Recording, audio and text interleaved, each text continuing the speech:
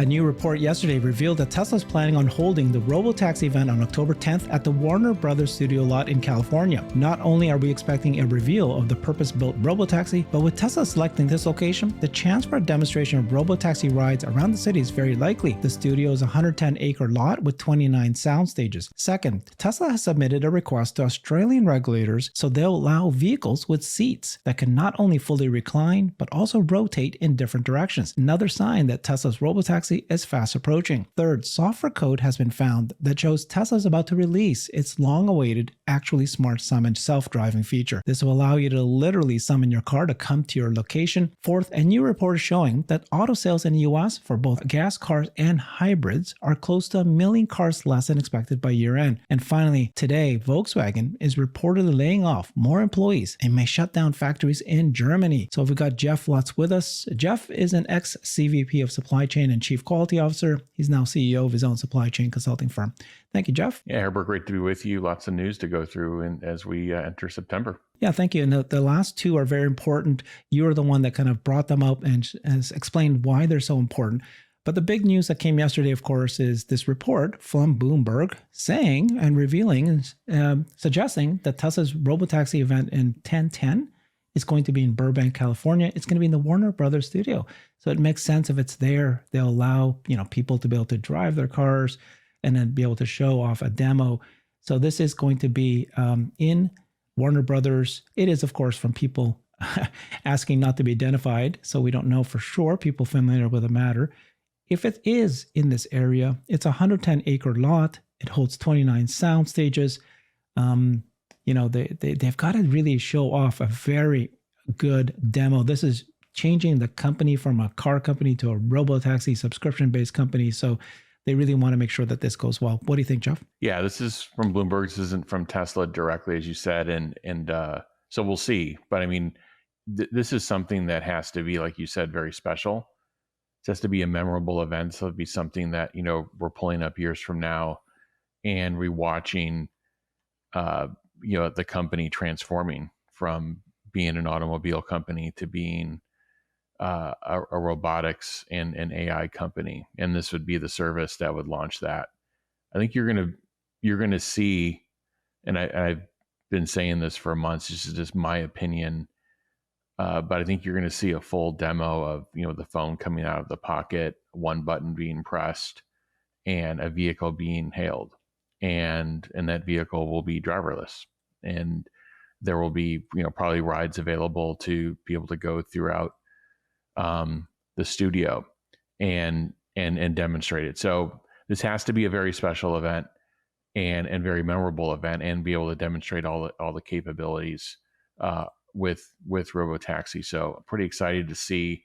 I'm also excited to see, if Tesla's going to comment on, what were those details finally that they changed that moved the event from August to October. And then if anything additional is available in October, like Elon mentioned, what would that be in terms of those additional things that may be ready? So can't wait to see this. Okay. Yeah. So it has to be a big, big deal. I do have video of one of the best presentations ever made that people consider to be, which is Steve Jobs. I want to ask you, because this is right in your alley. You've done this so many times before where you've built products, launched them in massive global scale. How would you launch this? What would you do? What do they need to do? Before we do that, let's show you guys what the Warner Brother lots look like. This is the best I could find. So sorry that it's so small, but it's a great way to show you that this is a city and it's empty. So you can fill it with people. This is, famously you can see Friends and movie theaters, and it's a pretty big lot, right? So you can drive around. Yeah, I thought this was important for people to see. And you can actually have actors, I'm sure, and real people like us, hopefully, if we're there. And so that's, of course, it's inside and out too. But isn't that great, Jeff? I mean, this makes sense that it's here, right? Because then they don't have to get off regulations, but they can still show you that it's real. This is really working. Yeah, it's kind of a miniature, city, and to be able to demonstrate in that, I think it's great. And you asked about, launch events. Personally, I'm a bit scarred for life, maybe, because when these in the consumer electronics world, when these events are happening, usually the product is in mass production and scale, like its initial phases of mass production and scale to get the huge, the millions of units into distribution. And so someone like me will be inside of some dirty factory dealing with issues while the beautiful launch event is happening with all the glitz and glamour and cameras. I'm in a factory building product. So, but in terms of like how these things should be launched, it's really important that you demonstrate value and you present the value of that product offering and all the work that those hundreds and thousands of employees put into making the product. And it's really important that you only have an hour, and then maybe you only have 10 minutes in that hour to really make the statement that will be lasting, that will be carried by the media, that will be replayed on social media. So you've got to really be very selective with your words, and you've got to be very strong in terms of communicating the value proposition. That's what's critical during these events. I was going to ask you, do you think that surprise is important? Because, Steve Jobs, I'm going to show a clip, a 1.5-minute clip. It's a good one. It's considered to be the best presentation ever made of a product introduction because, again, it just shocked everybody, I think. And then, Elon did say there's going to be a couple more things that they're going to be able to introduce now that they moved it to 1010. So let's watch this clip first. We're introducing 3 revolutionary products of this class. The first one is a widescreen iPod with touch controls.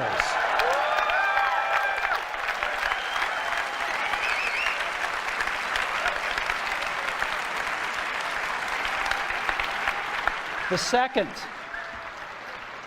is a revolutionary mobile phone.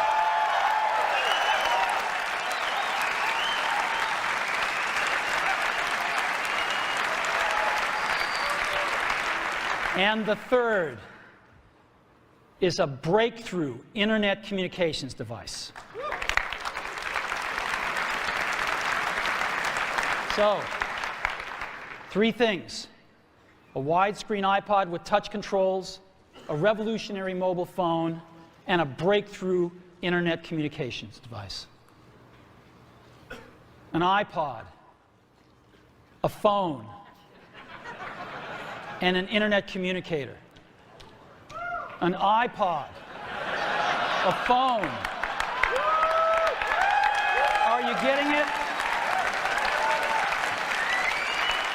These are not 3 separate devices. This is one device. And we are calling it iPhone. Today, Apple is going to reinvent the phone. And here it is. Apple reinvents the phone. Perfect, right? Because he showed you 3 functionalities that are all in one device. The app, he kind of showed you the app capability, or the ability for it to change. It revolutionized, obviously, cell phones. But this is how you start creating your smartphones also. But this is Tesla. What do you think Tesla needs to do? What Elon needs to do to really be this impactful as well? I'm sure he will be, by the way, just to be clear. Yeah, I mean, I think Apple is seen as one of the best in terms of doing these product introductions, and really, it's back to the Jobs era in terms of his ability to communicate. Again, at that intersection of tech and call it the arts. He was very good at managing that intersection. And I think, they're different. They're different kinds of people. Elon is more of the direct, inventor. And they are different. So so the skill sets are a bit different. I don't think you get in some of the Tesla events. I don't think you get the same kind of build up.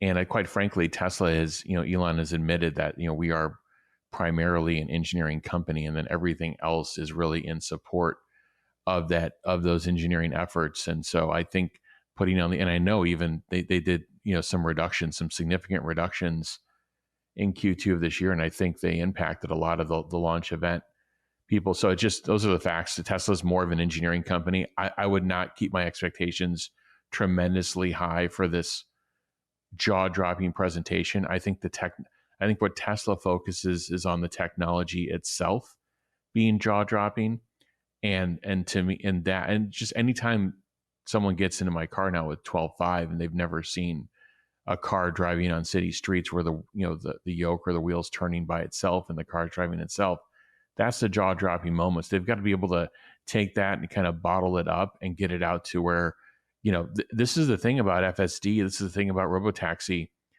Very, very few people, just fractions of a percent of people, have actually either seen this in video or actually much smaller have actually seen it live.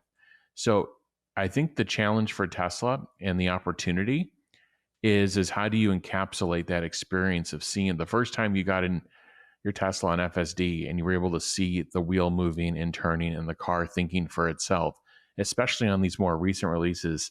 If they can bottle that up and get that into a sub 1 minute clip, and that is what gets out there, I think that's going to be an amazing experience. And so if it's Elon, removing the phone from a pocket, showing the phone on screen and pressing one button, and this beautiful new Tesla Robotaxi pulls up and is able to provide a ride from point A to point B, and they can encapsulate that, I think that's going to be a magical moment. Yeah, you're right. Absolutely correct. So it is all about technology is like almost like magic, indistinguishable from magic. Show off the tech. That is what Elon is able to do. That's what Tesla is able to do. You were talking about how, FSD. So Tesla's account just released this, right? They just released this video on their X account showing off FSD. People don't realize that it's able to do all these things, and they've just did a quick demo of it. So if they can show this off in real, all these different scenarios that it can do. So that was great.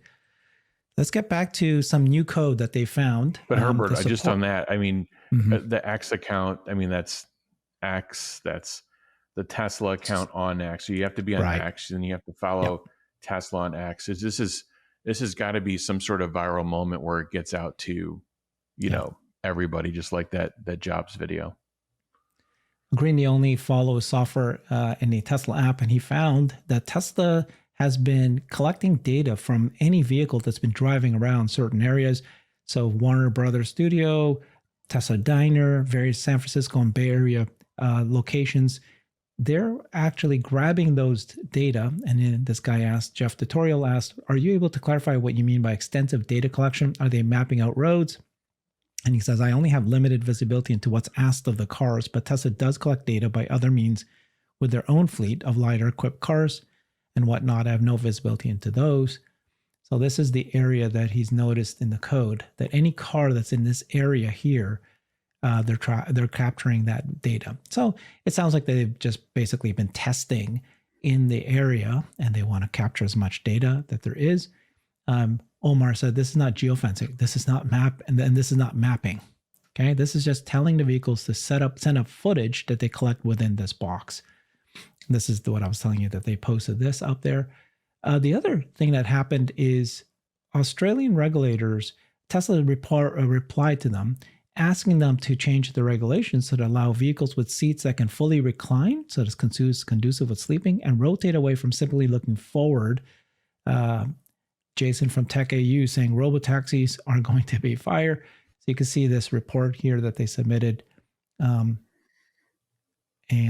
they're answering the question. At this time, we do not believe that vehicle control or seating design are an appropriate determinator for regulated user obligations, and we're concerned that overly conservative requirements will provide a burden on innovation in vehicle design. So basically, they're trying to point the regulators to not give regulations on seats, but actually on safety. What is actually more safe? So that's what they're asking for. Mm-hmm. Yeah, much of the way to think about this is, if you think about Tesla back in 2009 or 10 when they unveiled the Model S, their plan was to re-engineer and reimagine what the EV should look like. Because before then, EVs were kind of these clunky things, like just they were more of like, how do I get electric motors, inverters in a battery pack in a car, and then how do I do weird things to make it lighter and look weird, and just EVs were basically looking weird. And the idea of the Model S was, let's have a beautiful looking, sporty looking, full size sedan that people are proud to be inside of. And like, this is what an EV can look like. And this is what an EV, how it can perform. And the two people behind that were, I mean, there were many people, but it was Franz and Elon, that was their goal. That was their goal, is to, how do you reinvent what the EV should look like, so it's a desirable automobile. And if you've heard Franz in interviews, this product is the product that he's most excited about, because it gives him another blank canvas to reinvent what the inside of now, what a robotaxi will be, and now what will transportation look like in the future. And I think this really excites Franz, Elon, the management team, and all the people working on this, because they're gonna make this. I believe this robotaxi is gonna look super cool.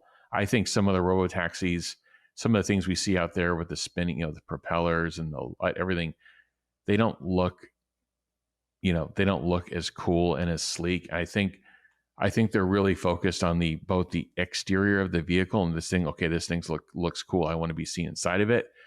And even more importantly, they're focused on the experience once inside of the vehicle. And how do you make this an experience where you would prefer to get in one of these versus drive yourself? Yeah. And they need to show that it's safer. I think one of the other regulations that was, they were having conversation with the Australian regulators, is that, requiring seatbelts, it's only really important if you're a driver and you're in front and you get moved. But if you're lying down, it's, they need to prove that that's actually, you don't need to wear a seatbelt while you're lying down. So this is the conversation that they're having now. So lots of features that Elon and Tesla was saying was coming, but hasn't come. But now we're seeing it in the code. So it looks like it is finally coming. One of them is actually Smart Summon. So this is Tesla set to release long-awaited self-driving feature.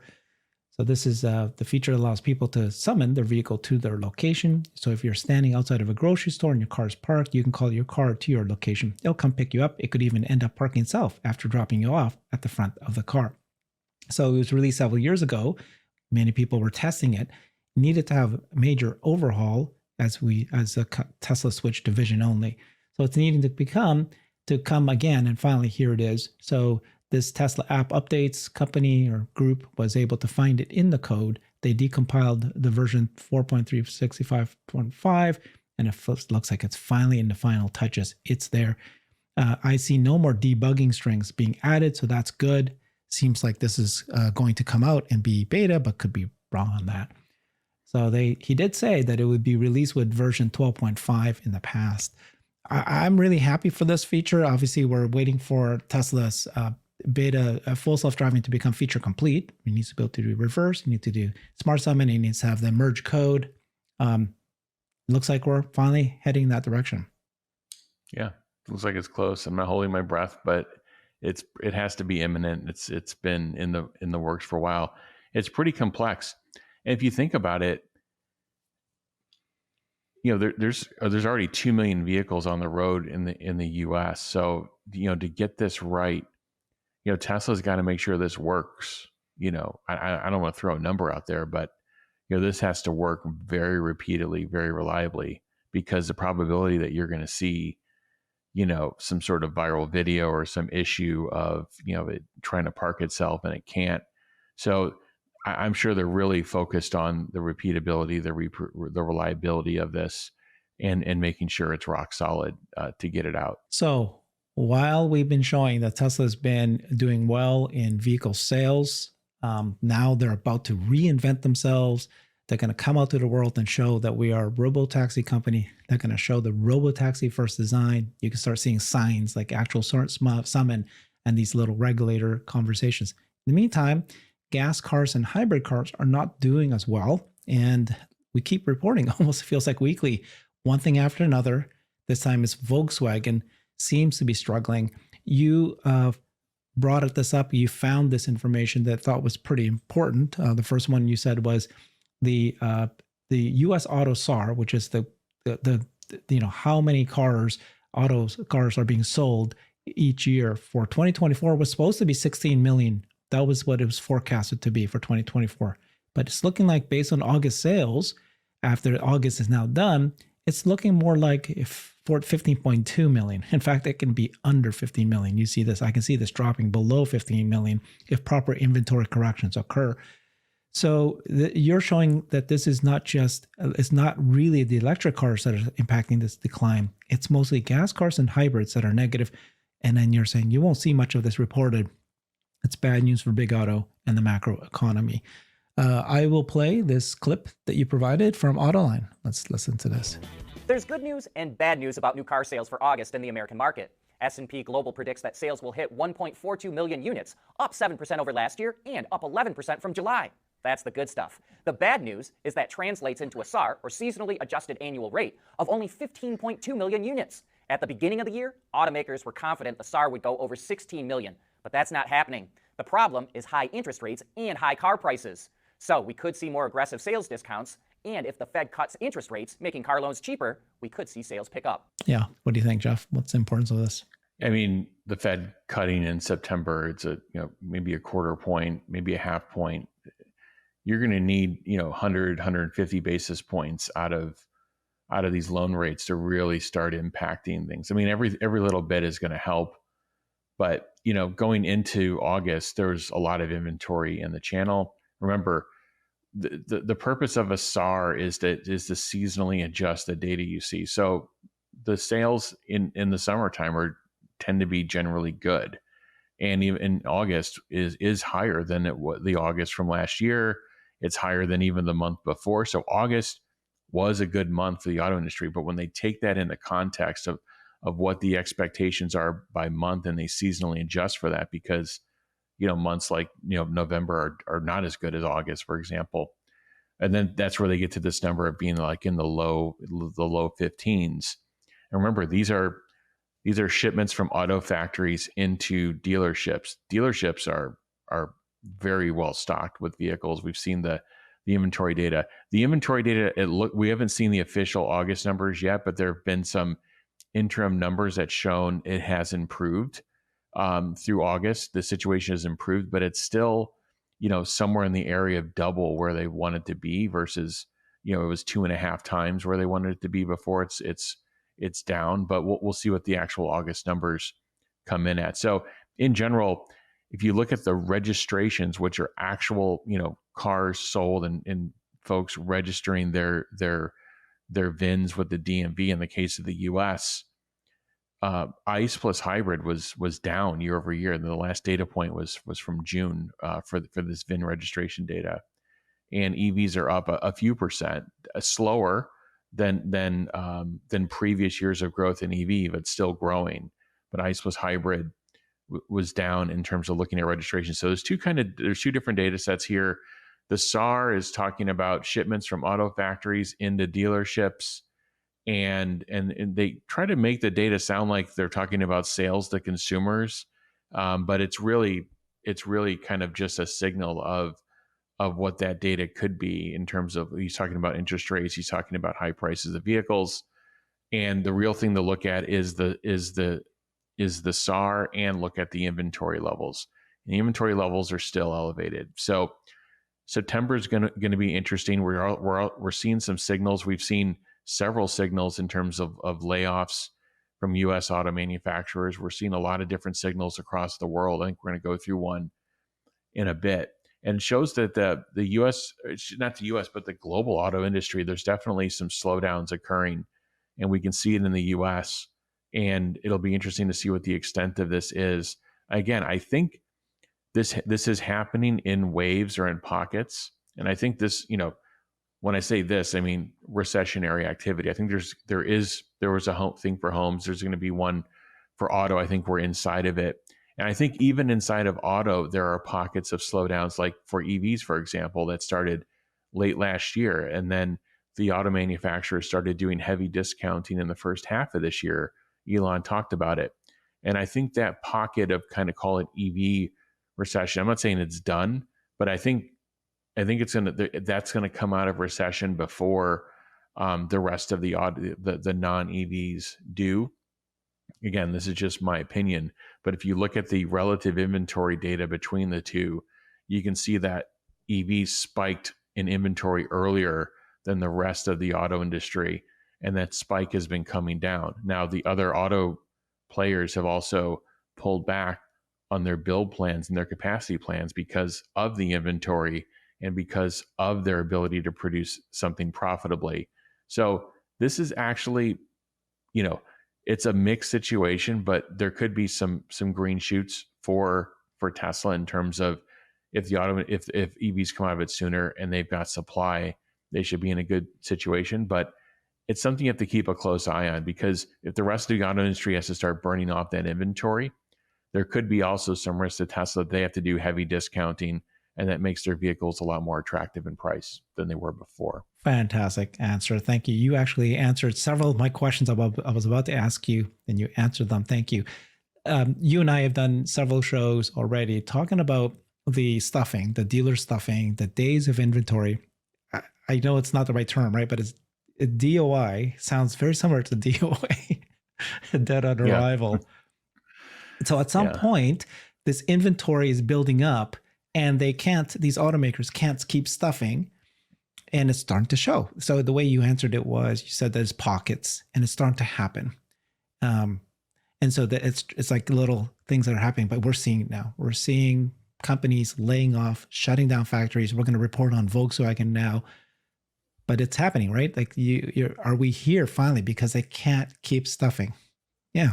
You saw the wave of announcements on EV. They happened earlier in the year, all the way through the summer of, hey, we're not going to do that investment we said we were going to do, or we're going to downsize that investment, or we're going to stop it. We're going to stop this factory.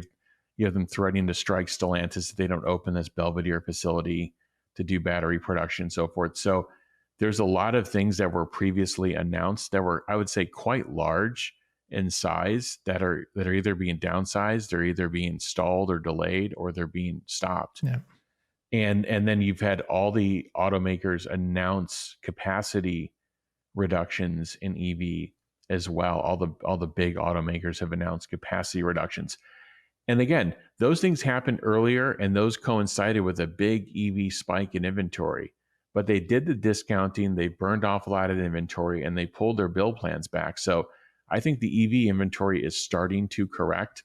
I think it's going to correct faster than the non-EV inventory, because this is happening later. The non-EV inventory spike has happened later. So it's going to be interesting. But now you're saying it's appearing now in gas cars and hybrids too, as they try to, go to their gas cars and hybrids. So you reported on this, Volkswagen laying off employees.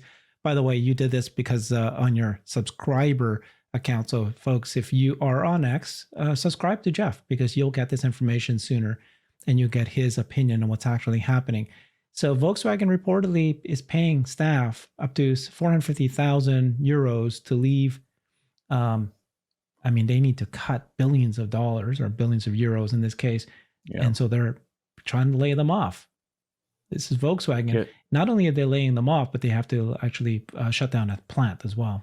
Yeah, it's strange too. They talk in the article too about things you really, at least in U.S. labor law, you can't do. But I thought their labor laws were stricter. But like talking about, going after, employees with greater tenure, and yeah, and there's also discussions. I think Reuters has an article this morning. There's a lot of rumors of them shutting down German plants, which is, Volkswagen Germany shutting down plants would be obviously a very big announcement. There's also discussions in that article about this large Wolfsburg plant, and maybe it not getting to 1 million units a year as they originally thought it would get to. So there's globally, there's definitely an overcapacity.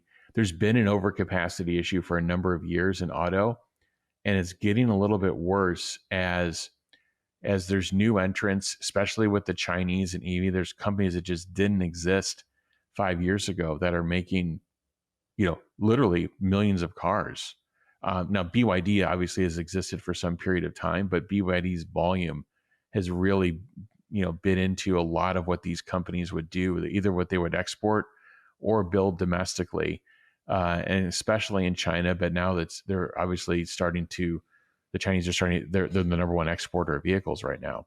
So this is all having an impact. You've got overcapacity globally. You've got a lot of this production shift to China by Chinese OEMs, not by U.S. and Western OEMs in China, but the China OEMs. And there's really been a shift in power in the auto industry, and you're seeing it. This is what you were referring to. Volkswagen warns of possible plant closures in Germany. So it announced it might have to close plants. That's multiple in Germany as part of a cost-cutting drive to save billions of euros, shutting down one vehicle plant and one component factory, sparking fierce resistance from the Work Council. It's also ending its long-standing job security program, citing the need to address a challenging economic environment and increase competition amid the shift to electric vehicles. So yeah, we're seeing, our stories today kind of like encompass what's actually happening. You've got the old guard legacy auto laying off people, laying off factories. You got the gas cars, hybrids falling or not as growing as much as they can. You explained how last year it was EVs. Now it's these guys. Meantime, the world is changing. We're moving to robo-taxis, and we're going to see what's going to look like in 1010. If I could just spend 30 seconds describing how cataclysmic this transition is for these legacy OEMs. Remember, it's not only that they were building ICE vehicles, but they had a design of both their internal development efforts and of their supply chains that distributed the design work and the manufacturing work to many suppliers. And it's hard to overstate this, the importance of this. There's a double leap that's going to be involved for these, and many of them are not going to be able to make the double leap. And the double leap is not only transitioning to electric, but transitioning to vertically integrated electric. Because what Tesla has done is they've set the standard in terms of cost structure. When you have a distributed supply network and a distributed design network, your R&D costs and your part costs, your whole unit economic stack changes. When you have a distributed network, you've got to pay margin out to all of those different suppliers. Now, they may have an ability to produce a widget at a lower price point than you would have had to internally. Tesla went through these growing pains over the last 10 to 12 years to figure out how to make these widgets, motors, inverters, seats, you name it, all the stamping, everything. It's all inside of each Tesla facility. And if you go to many of these automakers, some of them are more vertically integrated than others. It's not all cookie cutter, but in general, it's a highly distributed network of suppliers. You've got logistics, you've got packaging, you've got all the different freight involved to get these parts coordinated into the factory. Those networks are long. By the time you figure out what to build, the demand has changed, but you've got all those parts en route. So back to my point, there's a double leap involved. It's going from ICE to EV, but it's also going from distributed design and supply to vertically integrated design and supply. And many of them aren't going to be able to make that leap at all. And for some of them, it's going to take them a number of years. That's why when you saw the Ford F-150 come out and there was a lot of fanfare around it, the reason why that product is not successful and it's losing, there's many reasons, but one of the reasons is it's designed and manufactured in the old framework of a distributed supply framework. So you can't get the unit economics to a point where you can make that vehicle profitably. And so there's a double leap involved for these legacy makers. We can probably do, I always say this, we can probably do a whole show on it. And is an interesting conversation. So when Volkswagen talks about doing these layoffs and doing all these different things, they've really got to reconfigure what a factory looks like. Even their most recently designed factories, they've realized that they're not designed in a manner in terms of vertical integration and in terms of total process time to beat a 28-second, Model Y being built vertically integrated. Okay. Well, I do want to do a show with you one day because I want to ask you the question, what would you do if you were in, you're hired by them, because you've been in this scenario before. You were a top executive at the top company, global, and then you had this, incoming revolutionary change in your industry. You had to act fast. What would you recommend to these guys? Okay, well, thank you so much, Jeff. That was fantastic. I appreciate your feedback there. Follow Jeff on his X account and subscribe to him at the Jeff Lutz. Thanks, everybody. Bye-bye. Thank you. I've created a website that is the most comprehensive resource for the Tesla investor. Please check it out. Simply go to my website at herbertong.com.